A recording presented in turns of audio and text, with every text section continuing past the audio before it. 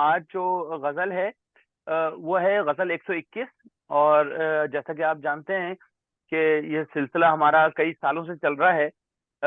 और आज हम 121वीं गज़ल पे पहुँच गए हैं। तो उसका मतला है गज़ल का कि क़फ़स में हूँ अगर अच्छा भी ना जाने मेरे शेवन को, मेरा होना बुरा क्या है नवसंजान गुलशन को। कहते हैं कि बुलबुलों और कुमरियों को मुझसे नाराज होने की कोई वजह नहीं। ये सच है कि मैं कफस में नाला व फरियाद कर रहा हूँ, मगर इससे इनकी आजादी और मुसर्रतों में कोई हर्ज वाक़ नहीं होता। फिर मेरी मौजूदगी उन्हें क्यों बुरी लगती है? बुनियादी तसव्वुर उज़्र मौजूदगी दरे गुलशन। अल्फाज इसमें खुद जो कफ़स है अरबी है बेसिकली, जिसके लिए अच्छा उर्दू में हम जो इसके लिए इस्तेमाल करते हैं जो लफ्ज़ वो फ़ारसी का है पिंजरा जिसको हम कहते हैं। और ये असल में फ़ारसी में ये पंजरा पंजरा इसको कहते हैं पंजरे। और पंजरे जो है वो खिड़की को कहते हैं, कोई ऐसी जगह जिसमें से आप बाहर देख सकें। तो यानी वो उस मानी में आता ही नहीं है, उस मानी में उसकी यूज़ेज होती ही नहीं है फ़ारसी में, जो कि उर्दू में आके ये यूज़ेज चेंज हो गई है। और फिर इसके साथ दूसरा जो लफ्ज़ आता है वो शेवन, शेवन आहोज़ारी, नाला करना, फ़रियाद करना, उस फ़ॉर्म में आता है और ये खुद भी फ़ारसी ही लफ्ज़ है, इसको फ़ारसी में शीवन इसका तलफ़्फ़ुज़ किया जाता है। नवासंजान गुलशन, गुलशन तो हम पहले भी इस पे बात कर चुके हैं, यानी वो जगह के जहाँ पर गुल हो और इसके मुकाबले में जो यानी जो शायरी में यूज़ होता है वो गुलशन है, कि यानी जो भट्टी के फॉर्म में आता है कि जहाँ पर गुल को जला दिया जाए। सो ये दोनों एक दूसरे के ऑपोजिट अल्फाज आते हैं। और फिर ये कि नवासंज जो लफ्ज आता है इसमें, इसमें नवा का मतलब होता है कोई भी ऐसी आवाज जिसमें सुर हो, जिसमें धुन हो। नई का मतलब होता है जैसे फ्लूट जिसको हम कहते हैं, बांसुरी जिसको कहते हैं, और या खुद बांस को भी नई कहा जाता है। तो नई नवा जो लफ्ज होता है उसका मतलब होता है यानी बांसुरी से जो आवाज निकले, जो उसमें से जो एक सुरीली आवाज निकलती है उसको कहा जाता है। तो नवा और सांझ इसके मुकाबले यानी जो इसके साथ आ रहा है, सांझ का मतलब सांझ जो है वो संजीदन से निकलता है, और संजीदन का मतलब होता है किसी चीज को परखना, किसी चीज़ को मेज़र करना, उसको कहा जाता है संजीदन। और उससे जब आप इसमें फ़ाइल बनाते हैं, तो उसका प्रेज़ेंट रूट लेके संजंदे, या ज अगर हम उर्दू में कहें तो संजिंदा यानी संच करने वाला होगा। और उसमें से इंदा आप हटा देते हैं, जब उसमें कोई एक वर्ड पीछे लगता है तो आप उसको हटा सकते हैं। तो नवासंज है एक्चुअली नवासंजंदा, यानी नवा को मेज़र करने वाला। नवा को मापने वाला, नापने वाला। तो नवासंजान गुलशन यानी जो गुलशन में जो नवाएँ जो आपको सुनाई देती हैं, उनको जो मेज़र कर रहे हैं, मेरा होना बुरा क्या है? यानी उनके लिए क्यों बुरा है? ये इस फ़ॉर्म में ये अल्फ़ाज़ आ रहे हैं। जी। जी सबसे पहले तो यहाँ जो शेवन है, अ, शेवन जो है वो नाला और फरियाद के सेंस में लिया जाता है। और अंग्रेजी में अगर द क्लोजेस्ट मीनिंग अगर कुछ मुझे लगता है तो विम्परिंग जिसको कहते हैं। और नवा संजान जैसा कि अभी बताया गया कि नवा संजान सुरों को तौलने वाले। तो ये जो अंधलीब हैं और बुलबुल हैं, गालिब ये कह रहे हैं कि ये जो जो ये ट्यून्स निकालते हैं, ये सुर परख परख के निकालते हैं। यानी कि ये मेजर किया हुआ, इसमें बेसाख्तापन नहीं होता है। नाला बेसाख्ता होता है। वो बिल्कुल रॉ इमोशंस होते हैं नाले में। आह, नाला और फरियाद। तो ये तीनों जो चीजें हैं, ये एक जख्मी दिल से निकलने वाली चीजें हैं जिसमें कि किसी भी तरह की आर्टिफिशियलिटी नहीं होती, कंप्लीटली रॉ। और इसलिए इसमें अपील ज्यादा होती है, and that is why it is a threat to to the नवा संजान जो जो ट्यून परख के तोल के निकालते हैं। तो उनमें वो बेसाख्तगी नहीं होती, और ये बेसाख्तगी जो होती है वो दिल पे असर करती है। तो दैट इज वाई गालिब ये कह रहे हैं कि मेरा होना बुरा क्या है नवा संजान गुलशन को।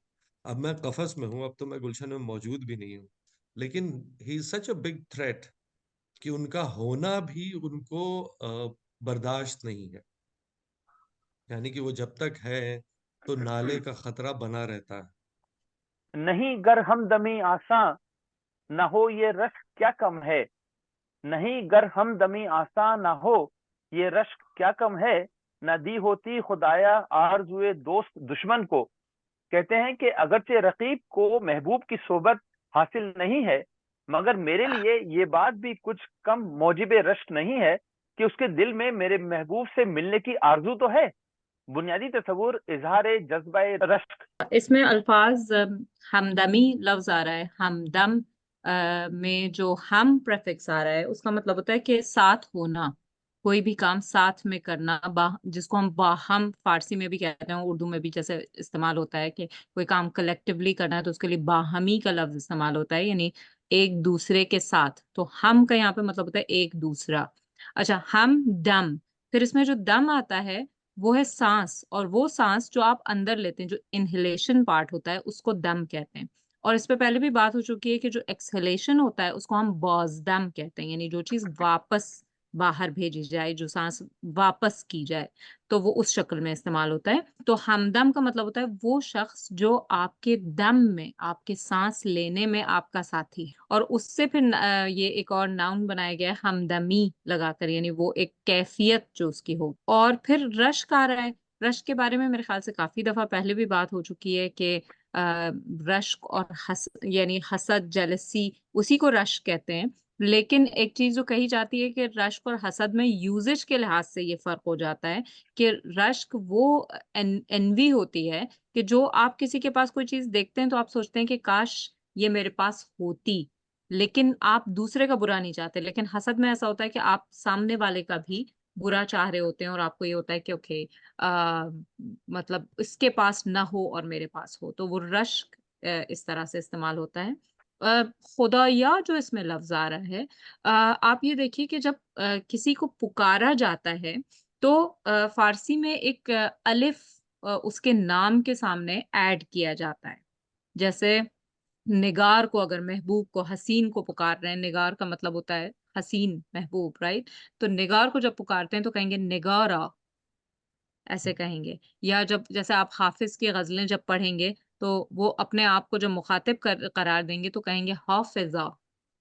तो इस शक्ल में सादिया, इस तरह से वो अपने आप को मुखातिब करार देते हैं। तो ऐसे में जब खुदा के सामने, क्योंकि एक खुदा में आखिर में क्योंकि अलिफ आ रहा है तो खुदा आ नहीं हो सकता, तो उस चीज को थोड़ा सा यानी उसके तलफ्फुज को आसान बनाने के लिए, उसमें एक रवानी लाने के लिए बीच में एक ये लगा दिया जाता है, या तहसील लगा दिया जाता है, और फिर वो हो जाता है खुदा, या यानी ए खुदा।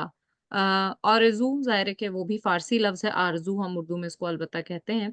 और दूसरी तरफ दोस्त और दुश्मन, आप ये देखिए कि मुतज़ाद अल्फाज एक साथ लाए गए हैं यहाँ पर।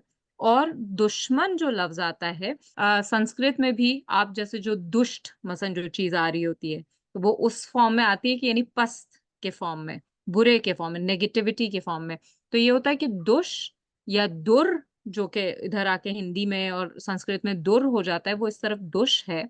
और मन यानी मैं, तो मेरे जो खिलाफ है, मेरे साथ जो बुरा है, मेरे जो मुकाबिल है, तो उसको हम कहेंगे दुश्मन। ये इस फॉर्म में बनता है। और इसी तरह जैसे जब किसी का नाम होता है, नाम नाम के लफ्ज में आप दुश लगा दें तो वो दुश्नाम हो जाता है, जिसका मतलब होता है गाली। अब इसमें एक तो जो मानी सामने सामने है वो ये है कि अगर हमदमी या फेमिलियरिटी मुमकिन नहीं है तो ना सही, लेकिन ये रश्क भी बहुत है कि खुदा ने रकीब के दिल में आरजुए दोस्त क्यों दी। मतलब उसके दिल में इनके महबूब के लिए फीलिंग्स क्यों आई। ये मतलब पोजेसिवनेस की हद है यहाँ पे। लेकिन यहाँ हम्म। पे एक और एंगल होता है कि अक्सर शायरी में और गालिब में बहुत ज्यादा मिला है ये कि महबूब को भी दुश्मन कहा है उन्होंने।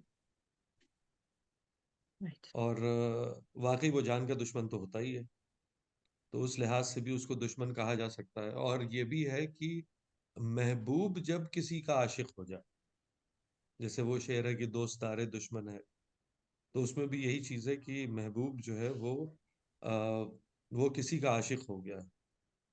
और वही वो दोनों पस मंजर जो है यहाँ पर आ रहे हैं कि जब वो कहते हैं कि दोस्त दारे दुश्मन है एतबारे दिल मालूम, आह बेअसर देखी नाला नारसा पाया, या फिर जब वो ये कहते हैं कि दिल लगा कर लग गया है उनको तन्हा बैठना, बारे अपनी बेकसी की हमने पाई दाद यहाँ। तो इन सब में जो जिक्र है वो ये है कि महबूब जो है वो किसी का आशिक बन गया। और ये भी एक मफहूम इस शेर से निकल रहा है कि ये रश क्या कम है कि हम जिससे मोहब्बत करते हैं वो भी किसी और से मोहब्बत करता है। बस यही पॉइंट मैं भी बोल रहा था कि इसमें दोस्त और दुश्मन के बीच में बहुत एक धुंधलापन है कि आप बता नहीं सकते कि दोस्त किसके लिए यूज किया है और दुश्मन किसके लिए। तो एग्जैक्टली। अगर अगर आप रकीब को दुश्मन माने तो इधर दोस्त माशूक हो जाता है, और अगर माशूक को दुश्मन माने तो फिर रकीब इधर दोस्त हो जाता है। तो बहुत एक शैडो क्रिएट हुई है। कहते हैं ना निकला आंख से तेरी एक आंसू उस जराहत पर, न वाह। निकला आंख से तेरी एक आंसू उस जराहत पर, किया सीने में जिसने खून चक्का मिशगाने सोजन को। मतलब यह है कि ए महबूब, जब जर्राह ने मेरे जख्म को सीना शुरू किया तो जख्म की हालत देखकर सुई भी खून के आंसू रोने लगी। लेकिन तू किस कदर संगदिल है कि इस जख्म को देखकर तेरी आंख से एक आंसू भी ना निकला। आप जानते हैं कि जब जख्म सीते हैं तो कुदरती बात है कि सुई खून आलूदा हो जाती है। इसी को शायर ने सोजन की खून चकानी से ताबीर किया है। बुनियादी तस्वुर बयान संगदिली महबूब। इसमें अल्फाज जो आ रहे हैं, जराहत जो है ये अरबी लफ्ज यहाँ पर आ रहा है और मस्दर है ये, इसका जराह से निकलता है। जराह यानी किसी चीज को चीरना, कोई चीज जो चिर जाए, खुल जाए, उसको कहा जाता है। और ज़ाहिर है कि जख्म के लिए इस्तेमाल होता है। जख्म इसका फारसी इक्विवेलेंट है और अरबी में इसको जराह कहेंगे। इसी इसी से जो हमारे यहाँ उर्दू में जो लफ्ज इस्तेमाल होता है, जराह करना, यानी किसी को जैसे इन्वेस्टिगेट करना, उनसे सवालात पूछना, उसको जो जरह कहा जाता है वो असल में अरबी का जरह है। और जर वो जो एक हमने बात की थी इस पर कि जब तलफ़ुज़ में बहुत से ऐसे अल्फाज होते हैं कि जहाँ पर एक के बाद एक साकिन जब आता है अरबी में, और खुसूसन एंड ऑफ द सिलेबल, तो वो उर्दू में उसका तलफ़ुज़ करना मुश्किल हो जाता है, उर्दू और हिंदी में। तो वो अपनी तरफ से एक कोई उसमें हरकत ऐड कर देते हैं। जैसे फ़तह जो है वो फ़तेह बन जाती है, और यही जैसे जरह जो है वो जिरह बन जाती है, इस तरह की चीज़ें। तो बहरहाल ये जराहा उससे निकलता है। दूसरी तरफ लफ्ज़ आ रहा है खूंचेकां। खूंचेकां का ये है कि इसमें अगेन इसमें फ़ाइल आ रहा है ये। इसमें खून अगेन फ़ारसी लफ्ज़ है। और उसमें जो छेखान आ रहा है वो छेकीदान या छेखानदान से आता है। छेखानदान का मतलब होता है किसी चीज़ को ड्रॉप बाय ड्रॉप गिराना, टपकाना जिसको हम कहते हैं। तो छेकीदान यानी टपकना और छेखानदान यानी टपकाना। और उसमें से जब आप इसमें फ़ाइल बनाएँगे, इसमें मफ़ऊल जब बनेगा तो वो छकीद, क्योंकि उसका पास्ट फॉर्म होगा, पास्ट टर्म होगा, तो उसमें चकीदा, यानी किसी चीज़ को जब हम कहते हैं कि किसी किसी टेक्स्ट का या किसी चीज़ का खुलासा अगर आपको कहना होता है फ़ारसी में, तो आप कहते हैं चकीदे। क्यों? क्योंकि उसमें से जो ड्रॉपलेट्स निकले हैं, वो उनको जमा किया है कि कुछ हिस्से उसके टपका के मेन पॉइंट्स निकाल के। और दूसरी तरफ उसका इसमें फ़ाइल जो बने, ये इसमें मफ़ऊल हो गया, इसमें फ़ाइल जो बनेगा वो होगा छिखानंदे, छिकानिंदा अगर हम उर्दू में कहें। और उसमें से एज़ आई सेड कि अगर शुरू में एक और नाउन लगा दिया गया है तो वो अंदा हटा दिया जाएगा, तो वो हो गया खून छिकान, खून टपकाने वाला। या यहाँ पर है खून टपकाने वाली।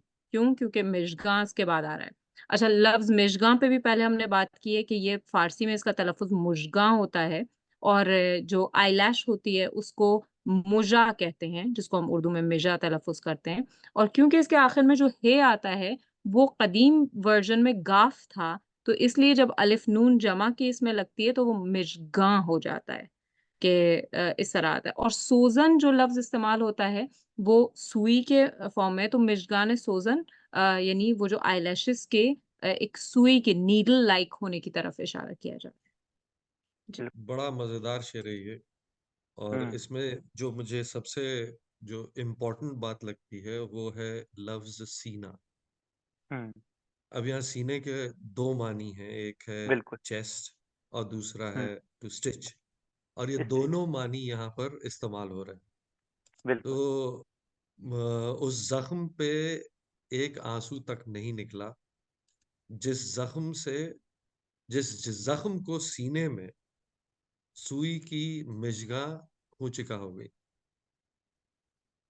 और दूसरा है कि जिसने अगर सीने के यानी चेस्ट के मानी में अगर देखिए तो किया सीने में जिसने खूंचिका, जो जैसे ही वो सुई सीने के अंदर गई जख्म को सिलने के लिए, तो वो खून का फवारा छूट गया वहां से। तो ये दोनों मानी, एक लफ्ज जो है वो दोनों मानी फुलफिल कर रहा है।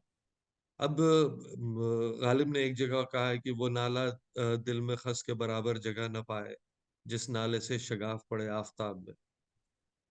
तो ये भी वही कैफियत है कि जिस नाले से आफताब में शगाफ पड़ जाए, वो महबूब के दिल पे वो भी असर नहीं करता है। और इसके बरक्स एक शेर मुझे जो अभी याद आ रहा है, जो मुझे बड़ा पसंद भी है, कि इसका एकदम ऑपोजिट शेर है कि हमने 100 जख्मे जिगर पर भी जुबां पैदा न की, गुल हुआ है एक जख्म सीना पर ख्वाहान दाद। ये उसका एकदम ऑपोजिट शेर है। तो बेसिकली इसमें जो वर्ड प्ले है वो बहुत ज्यादा इंपॉर्टेंट है, बहुत ज्यादा इंटरेस्टिंग है। और उसके अलावा मेरे ख्याल से बाकी वो सामने का शेर है कि महबूब की जो सख्त मिजाजी है, उसकी तरफ इशारा है। अब इसमें आप देखें कंपैरिजन कितना खूबसूरत है कि सुई माशूक भी है, हम्म। माशूक के चुभने से भी आशिक को तकलीफ होती है। तो दोनों ही सुइयों की बात हो रही है, एक जो जख्म को सिलेगी और एक जो खुद माशूक है। लेकिन बिल्कुल। जो जख्म को सिलने वाली सुई है वो निर्जीव होकर भी, नॉन लिविंग होकर भी उसकी आंख से खून निकलता है, कौन लेकिन निकलता तेरी आंख से जिंदा होकर भी खून नहीं निकलता। है? वाह। इसीलिए जो आंख पहले मिसरे में लाए तो दूसरे मिसरे में मिजगाने सोजन जानबूझ के लाए, क्योंकि बिल्कुल। माशूक को भी जो है सुई से ही जो है वो कंपेयर किया है। लेकिन देखें कितना खूबसूरत कि जिंदा आदमी जो सुई के जैसा है उसकी आंख से आंसू नहीं निकलता, खून नहीं निकलता, और ये मुर्दा सुई जब मेरे जख्म को सीती है तो रोने लगती। कहते हैं कि खुदा शर्माए हाथों को के रखते हैं कशाकश में, खुदा शर्माए हाथों को के रखते हैं कशाकश में, कभी मेरे गिरेबां को कभी जाना के दामन को। खुदा मेरे हाथों को शर्माए, ये कभी चैन से नहीं बैठते, बवक्त रुखसत महबूब उसके दामन को खींचते हैं, और जब वो चला जाता है तो बहालत फिराक मेरे गिरेबां की धज्जियां उड़ाते हैं। अंदाजे बयां की खूबी काबिल दाद है कि अपना कसूर बेगुनाह हाथों के सर थोप दिया है। बुनियादी तस्वुर तस्वीर है हयात आशिक। इसमें जो अल्फाज आ रहे हैं, खुद शर्माना, खुदा शर्माए, यानी आप मतलब देखिए कि यहाँ पे शर्माना खुद शर्म करने के मानी में भी आता है, और शर्म दिलाने के मानी में भी आता है। शर्माना और शर्माना जो लफ्ज है, इसमें शर्म जो इसमें जो यानी नाउन आ रहा है, जो इस्म आ रहा है, वो फारसी है, लेकिन इसमें आना लगा के इससे एक मस्दर बना लिया गया है, एक इन्फिनेटिव बना लिया गया है उर्दू का, जो कि फारसी में इस शक्ल में इस्तेमाल नहीं होता, यानी डायरेक्ट इसको शर्मीदान जैसे नहीं कहेंगे फारसी में, शर्म ख्यारदान, वो एक कंबाइंड वर्ब बनाया जाएगा इसमें। तो ये है। और फिर इस शक्ल में शर्माए आता है। और फिर कशाकश जो लफ्ज आ रहा है, ये बड़ा इंटरेस्टिंग सा वर्ड है। इसमें कश जो है वो कशीदन से आता है, यानी खींचना, खींचना। या दूसरे मानी भी अलबत्ता कशीदन के होते हैं, जैसे स्केच बनाना कोई भी चीज, लेकिन बेसिक उसका मतलब होता है खींचना। और कैश इसमें से जो इसका प्रेजेंट रूट है वो है, और जब उसमें यूज होता है कशाकश, यानी जब दो कैश आए और उसके बीच में एक अलिफ आ रहा है, तो उसके कंटिन्यूटी की तरफ इशारा कर रहा है, एक ऐसा अमल जो कि मुसलसल कंटिन्यू हो रहा है, बिल्कुल, मुसलसल चल रहा है। दमादम। जैसे दमादम, एग्जैक्टली कि दम बदम, यानी एक दम से दूसरे दम तक, यानी एक के बाद एक वो सांसें चल रही हैं, और हर सांस की कंटिन्यूटी में वो जो कहा जाता है दमादम मस्त कलंदर, जो सबसे ज्यादा शायद दमादम से सबसे ज्यादा पहचाना हुआ वर्ड लोगों के लिए यही हो, कि जो कव्वाली में आता है, तो वो उस फॉर्म में कि यानी हर दम, यानी मुसलसल। कंटिन्यूसली आपके सांसों के साथ, यानी सिर्फ मुसलसल इस फॉर्म में नहीं, बल्कि मुसलसल सांसों के साथ, सांसों में दमादम। तो वैसे ही कशाकश जो है, यानी जो खींचतान चल रही है, वो उसके तसलसल की तरफ इशारा करता है ये जो अलिफ आता है कशाकश में। और उसके बाद गरेबान आता है। गरेबान जिसके लिए जाइब अरबिक में इस्तेमाल होता है, चाक गरेबा होना या ये सारे अल्फाज। फिर आता है जानान। जानान जो है लफ्ज, जो जाना की शक्ल में उर्दू में आता है। जान का मतलब होता है सोल, किसी चीज की रूह। जिसको हम अरबिक में रूह कहते हैं, उसको हम फारसी में जान कहते हैं। तो जानान यानी वो जो रूह का भी मतलब ज्यादा हायर फॉर्म है, या रूह का भी सबसे करीबी है। तो उसके लिए वो अलिफ और नून उसके बाद आ जाता है, और उसको मतलब वो महबूब की शक्ल में वो इस्तेमाल किया जाता है। और दामन तो जाहिर है कि फिर सामने का लफ्ज है, इस पे हम पहले बात कर चुके हैं। एटमोलॉजी पे ही बात थी, जैसे अभी आपने कशाकश वाला बताया, ऐसे एक और पर्शियन वर्ड ही है कशमकश। तो ये दोनों में डिफरेंशिएट क्या करता है? वो सेम मानी में ही यूज होते देखे हैं। कशमकश। हम्म। कशमकश नहीं होता, वो होता है कशमकश। बहुत अच्छा आपने ये पॉइंट इनफैक्ट उठाया इसमें। यहाँ पर कैश जो है, जो प्रेजेंट रूट है, it turns into the imperative form, यानी फेले अम्र बन जाता है। यानी जब किसी को आप हुक्म देते हैं कि कुछ करो, ठीक है, तो कहते हैं कैश, यानी खींचो। और उसके मुकाबले में कह रहे हैं मैं कैश। वो मैं जो है वो निगेट कर रहा है आपके इम्पेरेटिव वर्ब को, नेगेटिव इम्पेरेटिव, यानी जिसको हम अरबी में फ़िल नहीं कहते हैं। तो ये उस फॉर्म में आ जाता है कि मकैश या नकैश फारसी में। तो कैश मकैश, यानी एक कह रहा है खींचो, दूसरा कह रहा है मत खींचो। और ये एक बीच में उनके एक हाथापाई चल रही है, खींचा तानी चल रही है, जिसको हम खींचा तानी कहते हैं, उसको कहा जाता है कैश मकैश। इसी का दूसरा फॉर्म, जो अगर वर्बल शक्ल में जब एक बहस हो रही होती है, तो उसके लिए इस्तेमाल किया जाता है बेगू मैगू फारसी में, यानी कहो मत कहो। उर्दू ये में भी यानी गो पहले मगो अम्र कहते और हैं। जी गु उर्दू मगो। में गो इस्तेमाल मगो होता है। अच्छा, उर्दू हाँ गु में गो मगो। मगो इस्तेमाल होता है। वही के इसमें भी आप देखिए कि कैश में बे भी लग सकता था, उसको पॉजिटिव रखने के लिए बे लग भी सकता है, और आप बे को हटा भी सकते हैं। तो बे कैश ना कैश, या बे कैश ना कैश, इस फॉर्म में भी हो सकता है, लेकिन उसको कहते हैं कैश मा कैश। और इसी तरह वो है बेगू मागू। तो गो मागू अब फारसी में जब इस्तेमाल होता है तो उसमें बे लगाया जाता है, बेगू मागू यानी बहस करना, एक आर्ग्यूमेंट चल रहा हो दो लोगों में। तो इस तरह से ये फॉर्म इस्तेमाल होता है कि यानी इम्पेरेटिव और नेगेटिव इम्पेरेटिव एक के बाद एक जब आता है, तो वो एक उसकी एक तकरार की तरफ इशारा करता है, जिसको हम उर्दू में तकरार कहते हैं।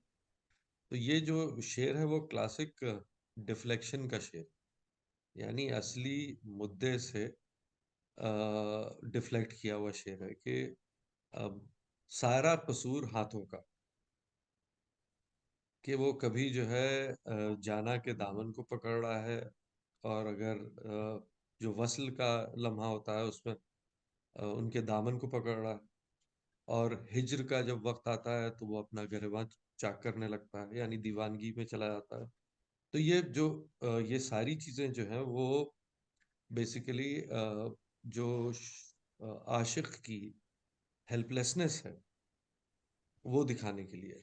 तो हेल्पलेसनेस उनकी जो है वो जैसे कि वो शेर कहते हैं कि वो आए घर में हमारे, खुदा की कुदरत है, कभी हम उनको कभी अपने घर को देखते हैं। तो वही हेल्पलेसनेस यहाँ भी है, लेकिन उसकी डिग्री अलग। तो बेसिकली इस शेर में जो इजहार है, जैसे कि गलत है जज्ब दिल का शिकवा, देखो जुर्म किसका है, न खींचो अगर तुम अपने को, कशाकश दरमिया क्यों। एक कशाकश का इस्तेमाल यहाँ इस तरह से किया हुआ है। तो मेरे ख्याल से शेर बहुत सामने का है कि वो शायर जो है वो अपनी बेकरारी और अपनी बेचैनी को का इजहार आखिर किस तरह का। तो वो कभी महबूब के दामन को पकड़ रहा है, कभी अपने गिरबान को चाक कर रहा है। तो ये इश्क की उस स्टेज पर है जहाँ ये सब उसकी मजबूरी है, इसके अलावा और कुछ नहीं कर सकता। नो, इस शेर में सही वैसे फर आप देखें हैदर भाई, जी। बाहर भाई, जी ये हाथ, गरेबा और दामन का, तो अपन कहावतों हम्म। में भी पहले से सुनते आ रहे हैं, क्योंकि दामन और गरेबा कहीं ना कहीं इज्जत, मेटाफोरिकली इज्जत को डिफाइन करते हैं। किसी के गरेबा पे हाथ डालना, दामन पे हाथ डालना। तो ये उस हम्म, उस सेंस में भी खुल रहा है कि हाथों की गलती से इज्जत भी जा जाती है। बिल्कुल। सही, और बिल्कुल। आशिक तो वैसे भी इज्जत और सादात गंवा चुका होता है। इस आशिकी बिल्कुल, में इज्जत और सादात भी गई। सदा जी गई जी, अमीर। बिल्कुल। जी। चलिए मैं पांचवा शेर पढ़ता हूँ। अभी हम कत्ल गह का देखना आसान समझते हैं, अभी वाह। हम कत्ल गह का देखना आसान समझते हैं, नहीं देखा शनावर जुए खूं में तेरे तोसन को। कहते हैं कि मतलब ये है कि चूंकि अभी तक हमने मक्तल का ये रंग नहीं देखा कि वहां जाकर तो इस कदर खूरेजी करता है कि तेरा घोड़ा खून के दरिया में तैरता फिरता है, इसलिए हम मक्तल के नज़ारे को एक मामूली बात समझे हुए हैं। गालिब ने हस्ब आदत मुबालगे को इगराक की हद तक पहुंचा दिया है, क्योंकि खून का दरिया उस वक्त बह सकता है जब महबूब कम से कम 20 लाख आदमियों को तने तनहा कत्ल कर दे, और ये बात मुहाल है। अलावा बरी अगर ये मुहाल मुमकिन भी हो जाए तो भी कोई जानदार खून के दरिया में नहीं तैर सकता, फौरन मर जाएगा। बुनियादी तस्वुर सिफत खुरेजी महबूब। इसमें जो अल्फाज आ रहे हैं वो बहुत ज्यादा तो इतने अल्फाज नहीं है। मेनली मैं देख रही थी, एक तो अभी हम कत्ल गह का देखना आसान समझते हैं। गह यहाँ पर जो लिखा हुआ है वो एटलीस्ट इसमें तो रेख्ता में जो मैं देख रही हूँ कि उन्होंने दो हे से लिखा है, जो कि गलत है। एक तो मैंने देखा है कि अक्सर जहाँ पर उर्दू लिखने की कोशिश की जाती है बहुत सी जगहों पर, अब तो खैर चलो प्रिंट के फॉर्म में आ जाता है और डिजिटल है सब, तो गलतियां कम होती हैं। वरना अक्सर सीन के दंदानों में, सीन शीन के दंदानों में और हे की तादाद में बहुत ही कहते हैं कि फजूल खर्ची की जाती है, कि जितने खर्ची होते हैं वो लगा दिए जाते हैं जहां पर भी। तो वो ये मैं इसमें यहाँ पर देख रही हूँ कि हे दो लगे हैं, हालांकि एक ही होता है, गाफ है, कत्ल गह। तो कत्ल इसमें अरबी है, जिसको फारसी में खुश्तन कहेंगे।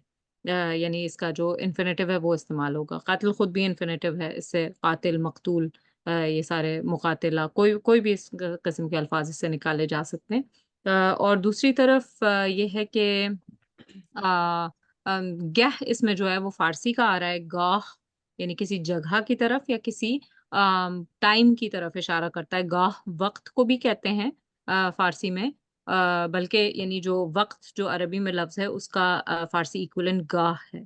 और दूसरा गाह जो है वो जायगाह की तरफ भी इशारा करता है, जो हम पहले भी बता चुके हैं। जगह का जब हमने जगह के बारे में बात की थी तो हमने बताया था कि जायगाह का शॉर्ट फॉर्म है, और उसको मुख्तलिफ जगहों से छोटा करके इसको यानी शॉर्टन करके इसके दूसरे अल्फाज बनाए जा सकते हैं। जॉयगह भी हो सकता है, जगह भी हो सकता है। दूसरी तरफ लफ्ज आ रहा है शनावर।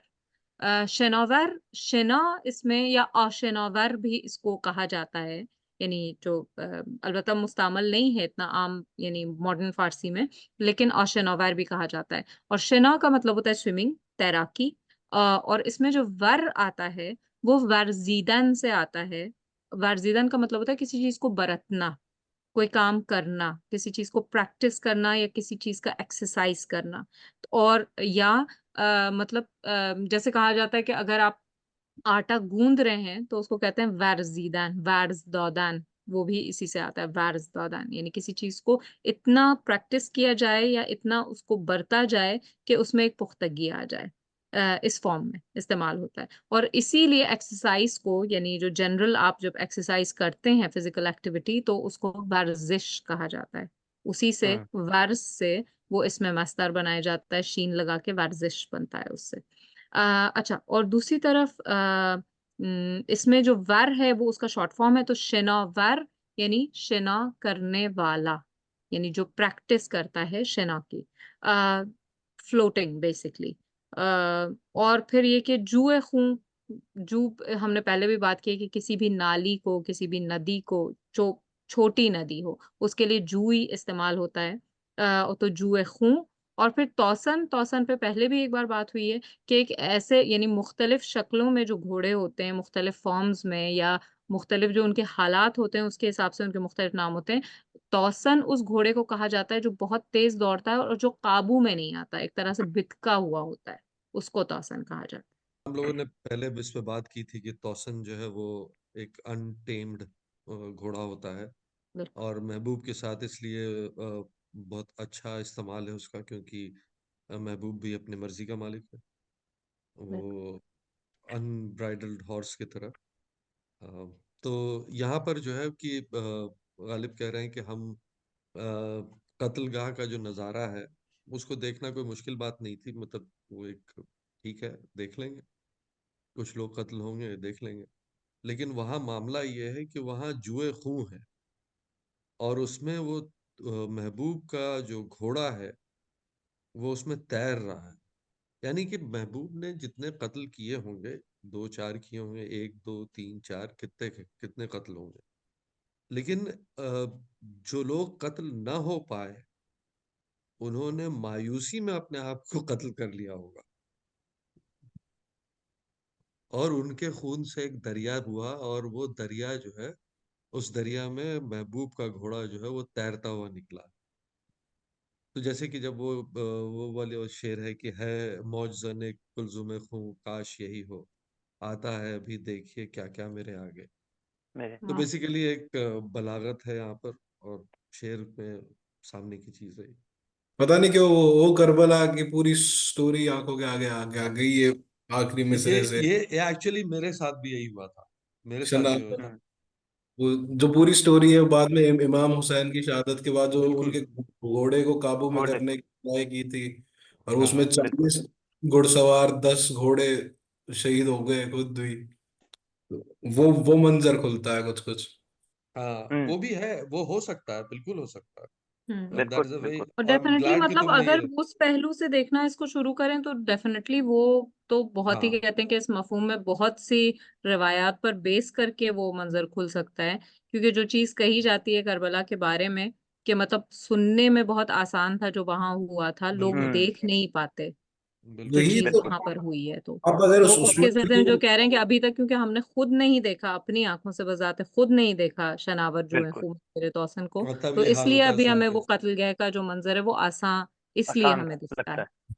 एग्जैक्टली वाह, लेकिन हम देख नहीं पाएंगे असल बहुत अच्छे असल में अगर सौरभ। हम वहां पर होते तो बहुत बहुत सौरभ उम्दा। आपने बहुत अच्छा नुक्ता बताया। वाह। हुआ चर्चा जो मेरे पाँव की जंजीर बनने का, हुआ चर्चा जो मेरे पाँव की जंजीर बनने का, किया बेताब कामे जुम्बिशे जौहर ने आहन को। दूसरे मिसरे में काम में खिलाफे फसाहत भी है और कानों को नागवार भी।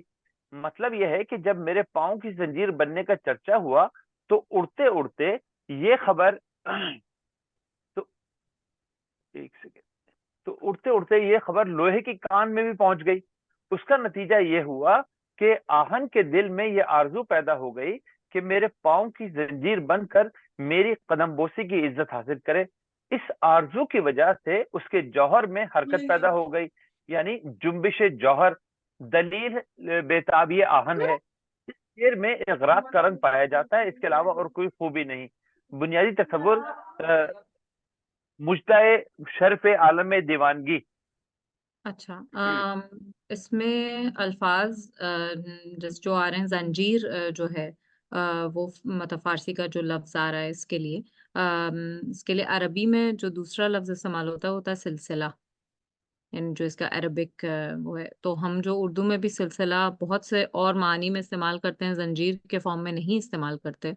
और इसी से मुसलसल तसलसल जो हम कंटिन्यूटी के फॉर्म में जो सलासिल इस्तेमाल करते हैं, सलासिल। सलासिल सलासिल सिलसिले की जमा है। हम्म सलासिल जो है वो उसका प्लूरल है।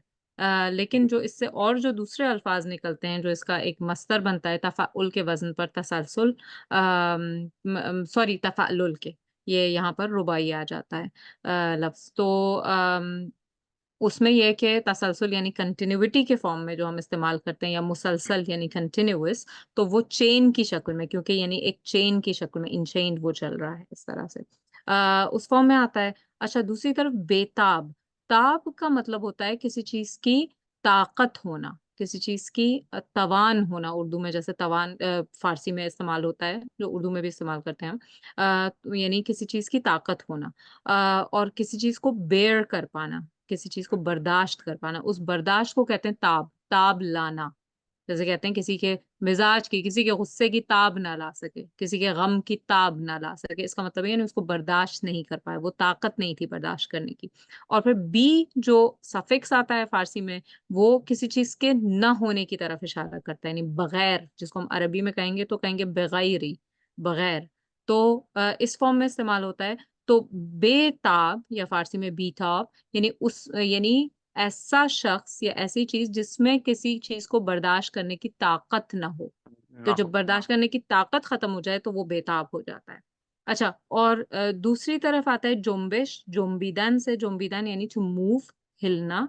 और उससे फिर इसमें मस्दर जब बनाते हैं तो जुम्बिश बनता है, उसमें शीन लग जाता है, यानी मूवमेंट की तरफ इशारा करता हुआ है, यानी उसे नाउन बनाते हैं। जौहर जो है लफ्ज, पहले भी हमने इस पे बात की है कि ये असल में फारसी का गौहर है, जो गौहर कि है। लोन वर्ड की शक्ल में ये अरबिक में जाके, क्योंकि ग नहीं होता है अरबिक में, तो वो ज में तब्दील होके जौहर बन गया है। और अब फारसी में, खुद फारसी में भी ये दोनों अल्फाज इस्तेमाल होते हैं, गौहर भी कहा जाता है और जौहर। और कहीं कहीं इन दोनों के यूजेज अलग होते हैं, लेकिन यहाँ पर गौहर के ही मानी में जौहर इस्तेमाल हुआ है, यानी वो जो एक प्रेशियस स्टोन आप कहेंगे। और आहन लोहे को कहते हैं। और जो जौहर की जो मतलब जौहर को ढूंढने के लिए कान में, जो कि किसी भी चीज की, जैसे जब एक कान होती है उसमें से निकाले जाते हैं प्रेशियस स्टोन्स, तो उससे जो इस्तेमाल होता है फावड़ा या कोई भी चीज आहन की, उसमें जो जुम्बिश होती है उसकी तरफ ये इशारा कर रहा इसमें जो नोटिसेबल बात है एक, वो ये है कि गालिब ने कान को कहाँ कहा। अब वो हालांकि जैसा कि आपने कहा भी कि वो शरह में कि अच्छा नहीं लगता है, फसी नहीं है, लेकिन ठीक है, गालिब गालिब है भाई। और वाकई नहीं अच्छा लगता है, सुनने में अच्छा नहीं लगता है कान। तो हम्म, गालिब का बेसिकली यहाँ कहना ये है कि जैसे कि गालिब का ही एक शेर है कि जज्बा बेख्तियार शौक देखा चाहिए, सीना शमशीर से बाहर है दम शमशीर का। दम शमशीर का। यानी उनको कत्ल करने के लिए वो खुद ही बेकरार हो जाती है।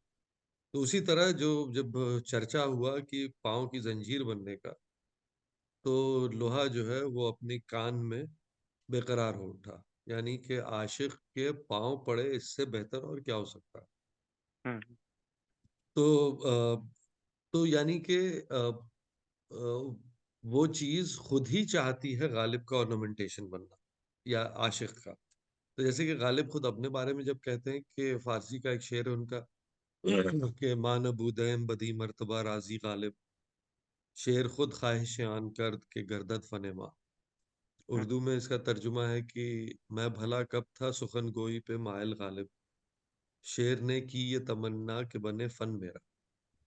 वाह तो वाह वाह। यानी यहाँ भी वाह। मामला वही है हाँ हाँ कि हाँ वो खुद ही जो है वो हम्म, इनका ऑर्नामेंटेशन बनने के लिए तैयार है। बेताब तो है। बेसिकली बेताब है। ताली है। जी। हम्म, जो सातवां शेर है इस गजल का, वो पढ़ता हूँ। खुशी क्या खेत पर मेरे अगर 100 बार अब्र आवे, खुशी क्या खेत पर मेरे अगर 100 बार अब्र आवे, समझता हूँ कि ढूंढे है अभी से बर्क खरमन को। अगर मेरी खेती पर 100 बार भी अब्र आए तो मुझे कोई खुशी नहीं होगी, क्योंकि मैं जानता हूं कि इस अब्र में जो बिजली पोशीदा है वो अभी से मेरे खरमन को तलाश कर रही है। यानी मैं अजली बदबख्त हूं, इसलिए मुझे दुनिया में राहत नसीब नहीं हो सकती। बुनियादी तस्वुर, खरमन जले अगर ना मुलक खाए कश्त को। जैसे मैं देख रही थी इसमें जो लफ्ज आ रहा है खारमन, जिसके बारे में जैसे पहले भी बात हुई है, वैसे तो सामने का लफ्ज है कि कहा जाता है कि मतलब जो एक आपका जो गल्ला होता है उसका जो एक तोदा लगाया जाता है, अंबार लगाया जाता है, और जिस वक्त उसका अभी जो वो जो उसमें से हेई होता है उसको अलग नहीं किया गया होता, उसको छांटा नहीं गया होता, तो उसके वो जो तोदे लगते हैं, जो अंबार लगते हैं, उनको खारमान कहते हैं। मुझे ऐसा लगता है कि इसमें क्योंकि यूजुअली जो प्रेफिक्स खार है, हालांकि अलग से अगर आप देखें तो खार का मतलब होता है गधा फारसी में, लेकिन जनरली अगर वो किसी चीज में एज अ प्रेफिक्स लगता है खार, तो किसी चीज के बड़े होने की तरफ इशारा कर रहा होता है, उसके साइज की तरफ या तादाद की तरफ। तो जैसे ज़ाहरे एक तरह का एक फूल होता है, खार ज़ाहरे, उसके एक वो प्लांट है, उसके बड़े बड़े फूल होते हैं। या मैगैस, मक्खी को कहते हैं, एंड खार मैगैस। खरगोश, खरगोश, बड़े जी जी कान। जी एग्जैक्टली। खारमाग्यास यानी बड़ी मक्खी जो होती है, या गूश, गूश कान को कहते हैं, खारगूश यानी उसके जिसके बड़े कान हो। तो उसी तरह मैन जो एक मतलब ऑलमोस्ट 3 किलोग्राम्स का एक वो जो एक अमाउंट होता है, जब वो बहुत ज्यादा तादाद में अंबार हो जाता है तो खारमन लफ्ज उससे बन रहा होता है। तो ये एक पॉइंट मेरे जहन में आया। बाकी तो अब्र है, बर्क है, ये बिल्कुल सामने के अल्फाज हैं। कि बर्क के बारे में एक पॉइंट था जो मैंने एक बार पहले भी जिक्र किया था, जिसका कि बर्क अरबी लफ्ज है और इसका फारसी इक्विवेलेंट है कहरुबा। और इस वक्त ये इंटरचेंजेबली इस्तेमाल होता है। फारसी में इलेक्ट्रिसिटी को बर्क कहते हैं और अरबिक में उसको कहरुबा कहते हैं। इसमें एक जो सेंट्रल पॉइंट ये है, जो अपनी बदकिस्मती और बदनसीबी का जिक्र है कि कोई भी अच्छी चीज हकीकतन अच्छी नहीं होती है मेरे हाथ में, और वो किसी और बुरी चीज का पेशखेमा है। तो मैं किसी भी अच्छी चीज को देखकर खुश नहीं होता हूँ, क्योंकि मुझे पता है कि ये एक सिर्फ फसाड है और इसके पीछे जो है वो कोई बुरी चीज चली आ रही है मेरी मेरी ताक में।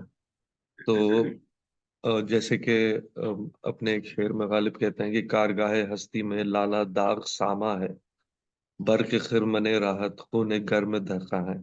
यानी दहका के खून से जो है वो, उसका खून गर्म कब होता है? जब वो मेहनत करता है और जब वो अपनी फसल उगाता है, और जब उसकी फसल तैयार होती है तो वो जो गर्मी है वो बर्फ को अपनी तरफ खींचती है, अट्रैक्ट करती है, यानी कोई भी बनी हुई चीज बिगड़ती है।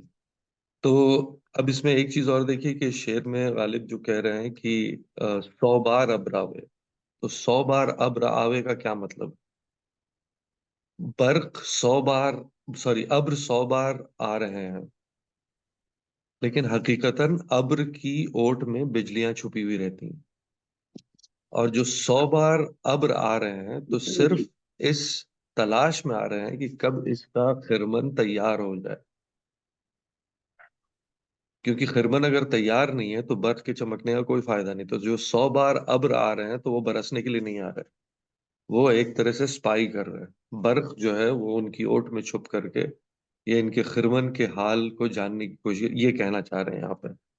तो जनरली एक चीज ये है कि कोई भी काम अच्छा नहीं होगा, यानी मेरी बदकिस्मती है कि मेरा कोई भी काम ठीक नहीं हो सकता है। तो जैसे वो कहते हैं कि गालिब कुछ अपनी सही से लहना नहीं मुझे, खिरमन जले अगर न मलक खाए बाग को, यानी कि बुरा होना ही होना है हर हाल में।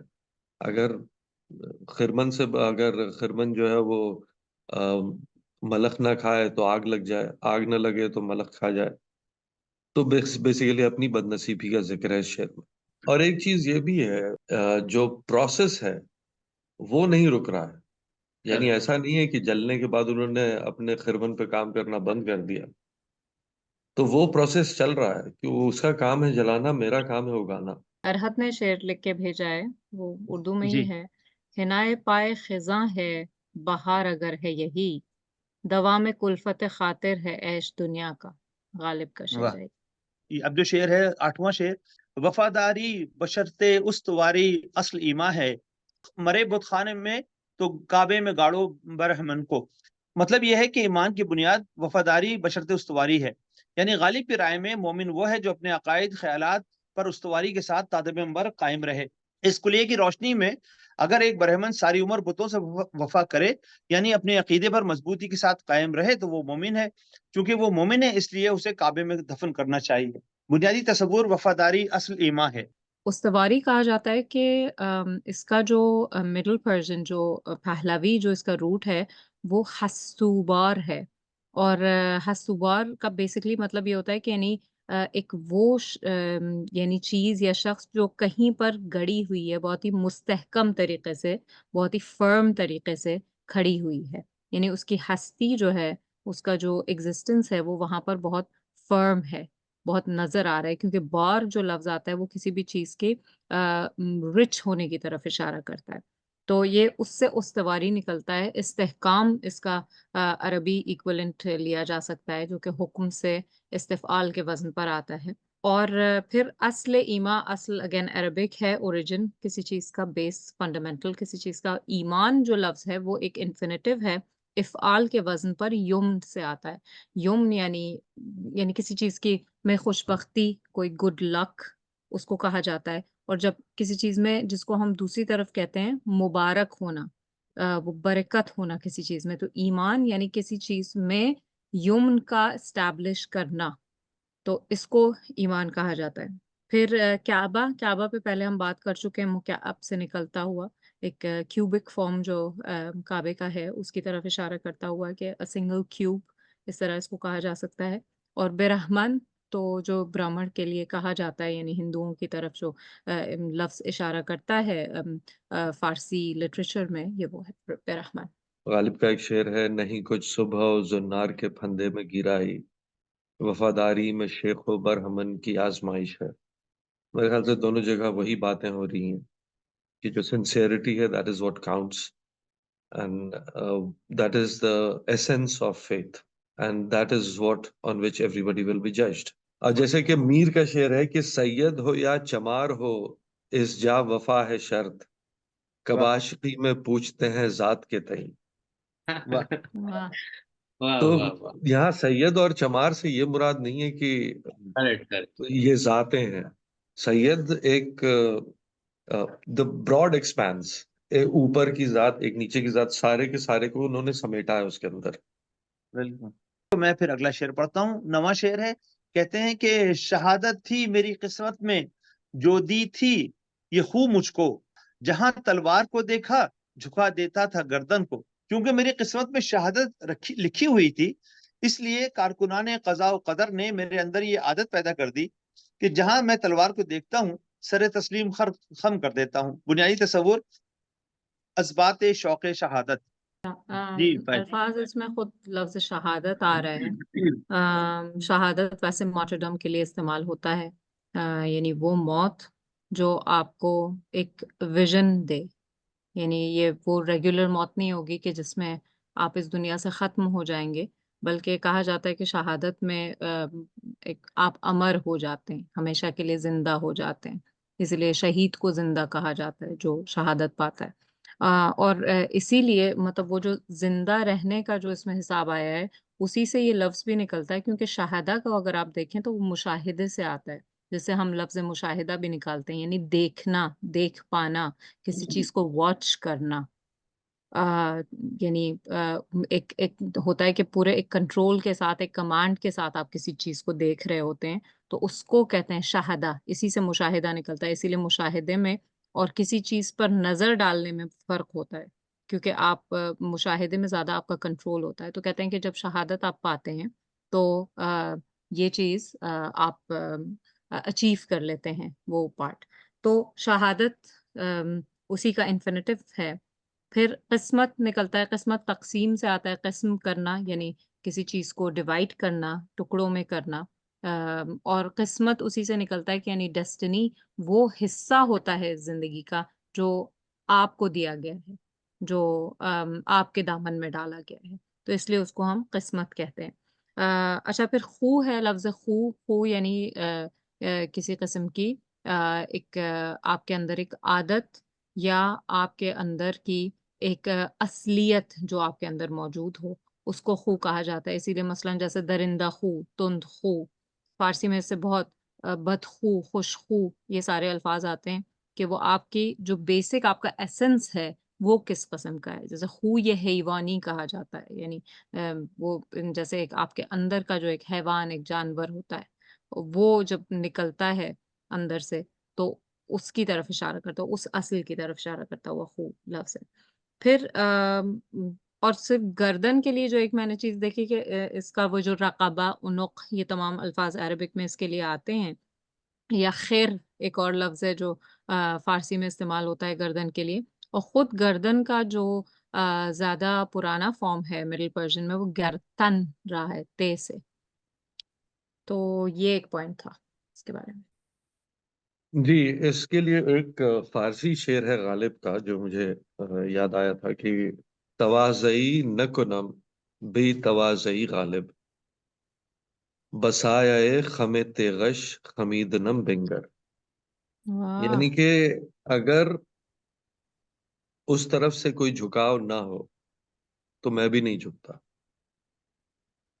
लेकिन तलवार के खम के साए में मैं खुद ब हाँ, खुद झुक जाता हूँ, मेरा वाह वाह। झुकना वाह देख। वाह। वाह, और तलवार में तो नेचुरल कर्व होता है। बिल्कुल, जी, मेरी तरफ से बस इतना ही। शेर मेरे ख्याल से काफी सामने का है। बहुत खूब। जी, मैं बस इसमें इतना ही कहूंगा कि जो पहले का शेर था, जो खेत और खलिहान और खिरमन और बर्क वाला था, इसको भी अगर उसी रोशनी में देखा जाए कि गालिब को पता है कि शहादत उसकी किस्मत में है और चीज़ें उसके कंट्रोल में नहीं है, ये उसकी एक इंट्रिंसिक नेचर है। तो जहां तलवार को देखा तो यहाँ तलवार की बात हो रही है, वहां पे बर्फ की बात हो रही है। तो कोई भी ऐसी चीज जो किसी चीज को मिटाने के लिए या खत्म करने के लिए, या मिटाना लफ्ज बेहतर नहीं होगा बस, बल्कि इस चीज के लिए आ रही है कि वो क्रश कर सके, ईगो को क्रश कर सकती है, पर्सनालिटी को क्रश कर सकती है। जो भी चीज ऐसी आ रही है वहां पर गालिब सरेंडर करता है। अच्छा, इसमें एक काम की बात जो मुझे लग रही है वो ये कि देखिए कि वो बार बार गर्दन झुकाने की बात कर रहे हैं जहां तलवार को देखा। यानी करेक्ट। चाहे वो तलवार उनको शहीद करने के लिए नहीं उठ रही है, लेकिन उनकी खू ऐसी हो गई है कि वो अपनी गर्दन झुकाने को तैयार है। यानी किसी भी तलवार को जरूरी नहीं है कि वो तलवार उन्हीं के लिए उठ रही है। यानी लेकिन उनकी नेचर ये बन चुकी है कि वो उस तलवार को भी देखते हैं, जिस तलवार को भी देखते हैं उसके सामने सर तस्लीम खम कर देते हैं। यानी जरूरी अगर, वरना तो अगर किसी ऐसे मौके पर उठती कि उनकी सर कलम हो जाता तो फिर लफ्ज ये ना होता कि जहां तलवार को देखा। यानी वो तो एक ही दफा होना था शहादत तो। लेकिन यहाँ ये हो रहा है कि भाई जहां आपको नजर आ रही है तलवार, तो आपकी जो अंदर की जो शहादत का जो शौक है, वो खू है, वो आपको मजबूर कर रही है कि आप अपनी गर्दन झुका दें।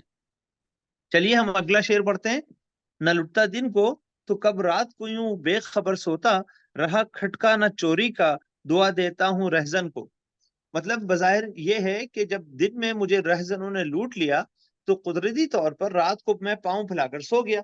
मेरे पास था क्या जिसकी वजह से नींद ना आती? इसलिए रहजन को मैं दुआ देता हूँ कि उसने मुझे फारिगुल बाल कर दिया। लेकिन दरअसल कहना ये चाहते हैं कि अगर एक शख्स अलायक़े दुनियावी से आजाद हो जाए तो उसे किसी किस्म की तशवीश लाहक नहीं हो सकती। बुनियादी तस्वुर दौलत दुनियावी मौजिब तशवीश होती है। इसमें अल्फाज में सिर्फ रहजन ही मुझे एक ऐसा लफ्ज लग रहा है जिसके बारे में थोड़ा सा बात करना चाहूंगी। राहजन का शॉर्ट फॉर्म है ये, रह जो है वो राह का, और अगेन ये राह और जन दो अल्फाज को मिला के बनाए गए हैं, दोनों फारसी लफ्ज हैं। राह यानी रास्ता, और जन जदन से आता है, और जनांदे का शॉर्ट फॉर्म है जनिंदा, जिसको उर्दू में कहेंगे। और जदन का बेसिक मतलब होता है मारना। तो यानी जब कहते हैं, और ज़ादान का दूसरा मतलब होता है कि कहीं पर हमला करना, इस फॉर्म में भी आता है कि यानी किसी जगह को हमला करके। और तीसरा जो इसका मानी आएगा वो चोरी के मानी में भी आएगा, यानी लूटने के फॉर्म में भी आएगा ज़ादान। जैसे कहते हैं कि अगर आपकी जेब कट गई तो उसको फारसी में कहते हैं जीब आमो ज़ादान। ज़ादान इस्तेमाल होगा यहाँ पे लूट लेना के। तो उस फॉर्म में ये राहज़ान आता है कि यानी जो रास्ते में रोक कर आपको लूटता है, इसको कहते हैं राहज़ान।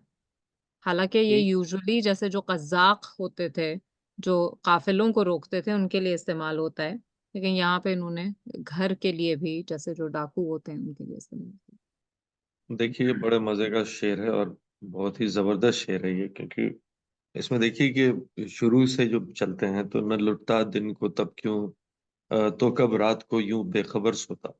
अब दिन जो है वो जवानी ले लीजिए, रात जो है वो बुढ़ापा ले लीजिए, उसके अलावा रहजन और चोरी, और चोरी के साथ खटका। खटका जो है वो, एक खटका तो ये है कि धड़का लगा हुआ है, और चोरी के एतबार से खटका भी बड़ा मुनासिब है कि खटका दरवाजे में भी होता है। तो अब ये देखिए कि एक तो चोर इनका सारा सामान ले गया, और सामान तो गया ही, साथ में ये दुआ भी दे रहे हैं उसको।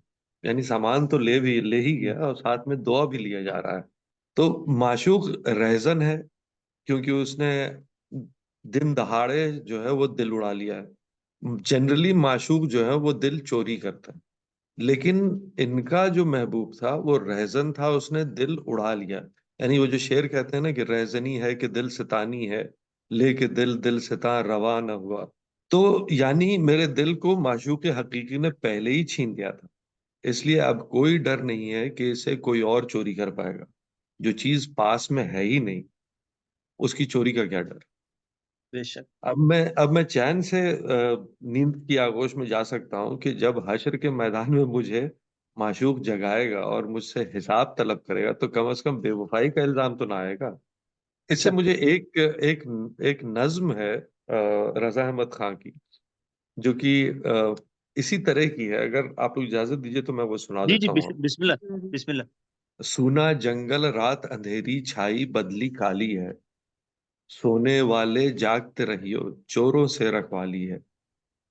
आंख से काजल साफ चुरा लें या वो चोर बला के हैं, वाह। तेरी गठरी ताकी है और तूने नींद निकाली है। हाँ। वाह ये वाह वाह वाह। वाह वाह वाह। ये जो तुझको बुलाता है ये ठग है, मार ही रखेगा। हाय मुसाफिर दम में ना आना, मत कैसी मतवाली है। सोना पास है सूना बन है, सोना वाह। जहर है उठ प्यारे। हम्म। वाह वाह वाह वाह। सोना पास है सूना बन है, सोना जहर है उठ प्यारे। तू वाह। कहता है मीठी नींद है, तेरी मत ही निराली है। हाँ। आंखें मलना झुंझला पड़ना, लाखों जमाई अंगड़ाई। हम्म। नाम पर उठने के लड़ता है, उठना भी कोई गाली है। हाँ। जुगनू चमके पत्ता खड़के, मुझ तन्हा का दिल धड़के। हाँ। डर समझाए कोई पवन है, या आगिया बेताली है। वाह बादल गरजे बिजली चमके, धक से कलेजा हो जाए। बन में घटा की भयानक सूरत, कैसी काली काली है। हाँ। पांव उठा और ठोकर खाई, कुछ संभला फिर रौंदे मुंह।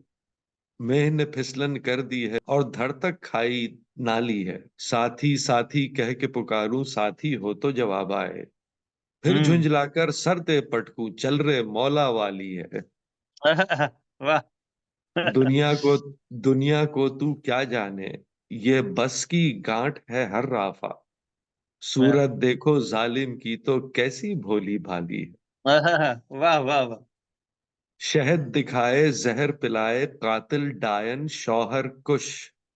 हम्म। इस मुर्दार पे क्या ललचाना, दुनिया देखी भाली है। वाह वाह वाह। वाह वाह वाह वाह। वो तो क्या बात। निहायत सस्ता सौदा बेच रहे हैं जन्नत का। हम्म। हम मुफलिस क्या मोल चुकाएं, अपना हाथ ही खाली है। वाह वाह। मौला तेरे अफ़्व करम हो मेरे गवाह सफाई के, वरना हम्म। रजा है चोर पे तेरी डिग्री तो इकबाली है। क्या बात। वरना क्या रजा बात से चोर पे तेरी डिग्री तो इकबाली है। जी मैं जी। फारूकी साहब का एक कमेंट है जिसमें उन्होंने कहा है कि it's possible that after seeing Mir's this verse Ghalib might have thought of the theme of his hmm. Sher. Mir का शेर है, हम्म। रखा है बाज हमें दर बदर के फिरने से, सरों पे अपने हैं एहसान शिकस्ता पाई का। वाह वाह। वाह वाह वाह। चलिए हम अगला शेर पढ़ते हैं। सुखन क्या कह नहीं सकते कि जोया हूँ जवाहिर के, जिगर क्या हम नहीं रखते जो जो खोदें जाके मादन को। शेर की खूबी इसके अंदाज़े बयान में पोशीदा है। पहले मिसरे में अपने अशार को जवाहिरात का हम पल्ला करार दिया है, और दूसरे मिसरे में जिगर को मादन जवाहिर साबित किया है। मगर इस बात को यूं अदा किया है कि क्या हम शेर नहीं कह सकते जो जवाहरात की तलाश में निकले? क्या हमारे पास जिगर नहीं है जो मादन को खोदें? बुनियादी तस्वुर तबे मौजू खुद कान जवाहिर है, या कलाम मौजू हम पल्ला जवाहर है। इसमें एक तो जोया आ रहा है लफ्ज, जोया जो स्तन से आता है फारसी के। इसका इसमें फाइल उससे बन रहा है। जो स्तन यानी ढूंढना किसी चीज को, खोजना किसी चीज को, और उसका जो प्रेजेंट रूट होता है वो जूई होता है। और उससे जब आप इसमें फाइल बनाते हैं तो उसमें आप एक अलिफ लगा देते हैं। जैसे जब दीदान का यानी देखने का जो प्रेजेंट रूट है वो बीन होता है, उसमें आप अलिफ लगाते हैं तो वो बीना बनता है, देखने वाला, चश्मे बीना जैसे कहा जाता है। या शनीदान से शनावा इसी फॉर्मूला के तहत बनता है। तो यहाँ पर जोस्तान से जूया यानी ढूंढने वाला, किसी चीज को खोजने वाला। तो जोया हूँ जवाहिर के। लफ्ज जवाहिर जो है वो जौहर की जमा है, और जौहर जो है is the arabicised version of the Persian word gauhar, जो कि किसी भी प्रेशियस स्टोन को कहा जाता है। इस वक्त जो जौहर का लफ्ज है वो फारसी में इस्तेमाल होता है, और जौहर और गौहर के मानी में डिफरेंस होता है। और जौहर यूजुअली किसी इंक को कहा जाता है, और या उसमें अगर हे लग जाए जोहरे, तो उसका मतलब हो जाता है किसी चीज का एसेंस, किसी चीज का एसेंस। बेस, उसको कहा जाता है जोहरे। और वो यहाँ पर भी अगर आप देखें तो वो उस मानी में थोड़ा सा आ रहा है। अच्छा, मजे की बात यह है कि गोहर का जमा जो है वो फारसी में गोहर हा होगा, जैसे फारसी के जो नॉर्मल जमा होती है। लेकिन जवाहिर भी वही प्रेशियस स्टोन्स के मानी में इस्तेमाल होगा, लेकिन जो सिंगुलर फॉर्म है उसका जोहर, उसका मतलब बदल गया है, उसकी यूजेज बदल गई है फारसी में, वो इंक के मानी में आ रहा है।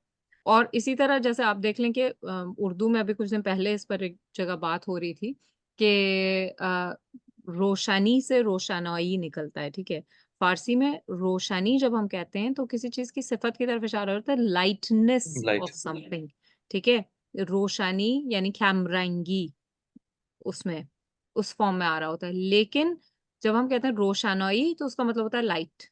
लेकिन आप देखें कि जब उर्दू में ये लफ्ज आ गया रोशनाई का, तो उसका मतलब बिल्कुल बदल गया, बल्कि शायद एक तरह से अक्स हो गया, मुतजाद हो गया उसका, कि स्याही के मानी में इस्तेमाल होने लगा, इंक के मानी में इस्तेमाल होने लगा। अच्छा, जिगर रखना यहाँ पर एक मतलब जुर्अत रखने के फॉर्म में भी है, जैसे जिगरा होना जिसको हम कहते हैं कि जिगर क्या हम नहीं रखते, यानी क्या हम में ये हिम्मत नहीं है।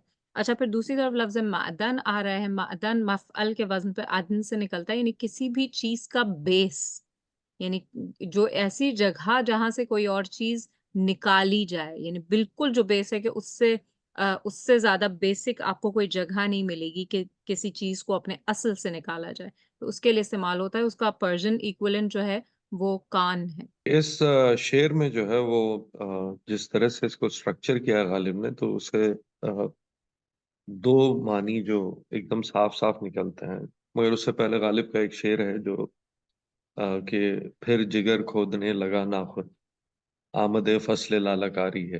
तो अब इसमें एक मानी देखिए, क्या हम ये भी नहीं कह सकते कि हम हीरे और जवाहर के ख्वाहिशमंद हैं? क्या हम में ये जुर्रत नहीं है कि कान में जाकर हम खुदाई करें और जवाहर निकाल लें? और दूसरा मानी जो है वो है कि क्या हम शायरी नहीं कर सकते कि हीरे वाह, मोती मोती की ख्वाहिश करें? बिल्कुल। जब जिगर मौजूद है और जिगर खोद कर हम अशार निकाल सकते हैं, तो फिर हम्म जवाहर की जरूरत क्या है? इस शेर को पढ़ना जरा मुश्किल है मेरे हम्म हिसाब से। जो रिपीटेशन होता है, उसको जो वाजाराई फारसी में कहा जाता है, अलिटरेशन। तो उसमें यही था कि इसमें आप देख रहे हैं कि जीम और वाव और काफ, जीम वाव काफ, ये तीन हर्फ जो हैं वो बार बार रिपीट हो रहे हैं उस शेर में। तो उसकी वजह से वो कह रहे हैं कि वो ऐसी वाजाराई की गई है जो बहुत सकील हो गई है, क्योंकि जीम का बार बार आना और उसके साथ वाव का आना और काफ का आना, ये बहुत एक सकील सा कॉम्बिनेशन है। चलिए मैं मक्ता पढ़ता हूँ, आखिरी शेर है। और कहते हैं कि मेरे शाहे सुलेमा जाह से निस्बत नहीं गालिब, मेरे शाहे सुलेमा जाह से निस्बत नहीं गालिब, फरीदुनो जमो कैख सरो दाराब व बहमन को। कहते हैं कि बिल्कुल वाज़ेह मतलब है। दूसरे मिसरे में कदीम ईरान के नामवर बादशाहों के नाम जमा कर दिए हैं ताकि शाह सुलेमान जाह को उन पर फजीलत से दे सकें। गालिब ने अपने ममदू को सुलेमान से इसलिए तशबीह दी है कि दुनिया के बादशाहों में सिर्फ वही ऐसे बादशाह गुजरे हैं जिनकी हुकूमत इंसानों के अलावा अजिन्ना और हैवानात, तयूर और अनासर कायनात पर भी थी। अच्छा, इसमें जी यही पहले है शाह सुलेमान जाह, यहाँ पे बात की गई है, यानी शाह इसमें खुद बादशाह की तरफ इशारा करता हुआ है, और सुलेमान जाह उनका एडजेक्टिव उनके लिए इस्तेमाल किया जा रहा है सिफत के तौर पर। और इसमें सुलेमान वाला पार्ट जो है वो ज़ाहिर है कि जो प्रॉफिट सोलोमन थे, जो जिनका अपना एक किंगडम था, उसकी तरफ इशारा है। और उसमें जाह जो लग रहा है वो जैसे जलाल, तमकनत, किसी की बड़ाई, उसकी तरफ इशारा करता हुआ है। तो यानी वो शख्स जिसकी जाहो जलाल जिसका जो है, ग्रैंडर जिसका जो है वो सुलेमान जैसा है। और फिर कह रहे हैं कि उससे इन बाकी बादशाहों का जिनका नाम लिया गया है, फरीदून उर्दू में कहते हैं, फरीदून फारसी में इसका तलफ़ुज़ होता है, फरीदून जम खुसरो दौरब व बहमन। तो यानी इनसे कोई लेना देना नहीं है, यानी इनसे कहीं बरतर है कि उसमें यानी वो नबूवत के आसार भी नजर आते हैं उनकी बादशाहत में, जो कि ये बाकी बादशाहों में नहीं रहे हैं। हालांकि आप देखिए जब जम की बात होती है, जमशीद की, तो जाम जम, और उसकी जब बात होती है तो मतलब उन अफसानों में, माइथोलॉजी में बहुत बड़े ये बादशाह गुजरे हैं। जी मेरे ख्याल से इसमें गालिब सिर्फ मस्का लगा रहे हैं और कोई खास बात है बिल्कुल नहीं इस शेर में, बिल्कुल क्योंकि वो भी जानते थे कि बहादुर शाह जफर की जो सल्तनत है वो बिल्कुल लाल किले तक महदूद होकर रह चुकी है। बिल्कुल तो जैसे कि वो एक शेर में कहते हैं ना कि गालिब मेरे कलाम में क्यों कर मजा ना हो, पीता हूँ धोके खुसरो शीरी सुखन के पाँव। हम्म तो हाँ, बेसिकली बस ये है कि फील गुड करा रहे हैं बादशाह को, बिल्कुल। क्योंकि घर चल रहा वजीफा था। भी तो लेना है ना। जी जी बिल्कुल।